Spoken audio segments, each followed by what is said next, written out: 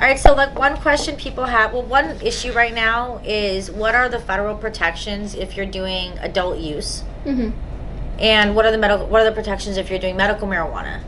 Well, the answer is that right now all that's protected on the federal level is medical state compliance, and a recent decision just came down from a case that myself and Rosa were involved with, where part of the decision that stands at the moment is that if you're doing both recreational and medical, or you're doing a mix of medical and anything else, that you don't have the protection from the federal government. So right now there's a new bill in Congress. It is called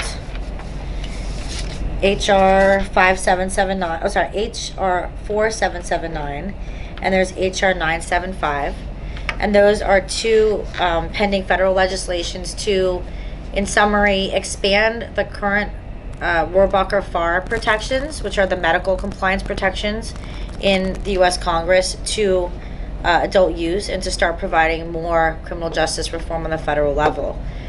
Because the unfortunate reality is that marijuana crimes are still subject to mandatory minimums, which can be imposed if you are doing anything but strict compliance. And so far, the courts haven't differentiated between the idea of sentencing on only the amount that's not medical versus sentencing on the medical. The way the courts see it right now is that if you have any combination, it's all potentially illegal.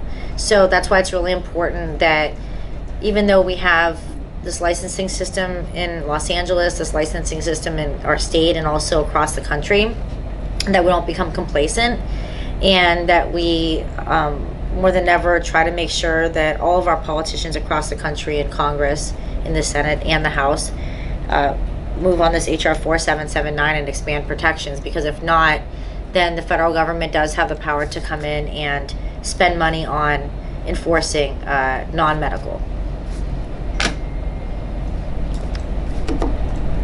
That's it. Okay, so every day is a new day in the world of marijuana news. It's actually a daily article. There's probably, I would say I read myself 5 to 15 articles a day about marijuana news.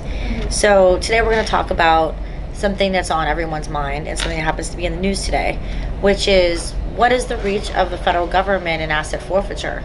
And this is especially on the mind of many landlords out there who are renting to marijuana businesses, because Sessions has recently come out saying that he is going to enforce the federal marijuana law as hard as possible. And one interpretation can be that he might be able to use asset forfeiture. Now, what's interesting about that is that under the Rohrabacher-Farr amendment, it's at least the interpretation of myself and my partner Raza, that the current Rohrabacher amendment would actually limit the use of asset forfeiture, because asset forfeiture, though civil, comes from DEA investigations, and the DEA cannot spend money on medical marijuana.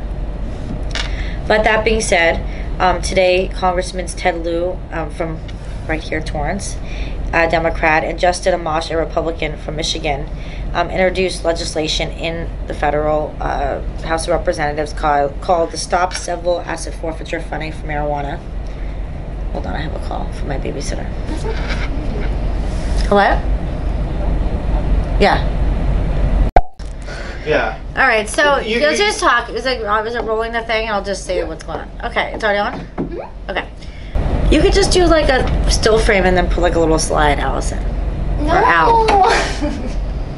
It's true. Yeah. But it's hard to talk about stuff when you have like cameras in front of you.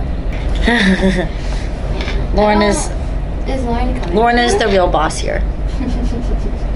Lauren is like my boss and my mom now. I could insert a picture of Lauren. Yeah, you should do that. No, that's good.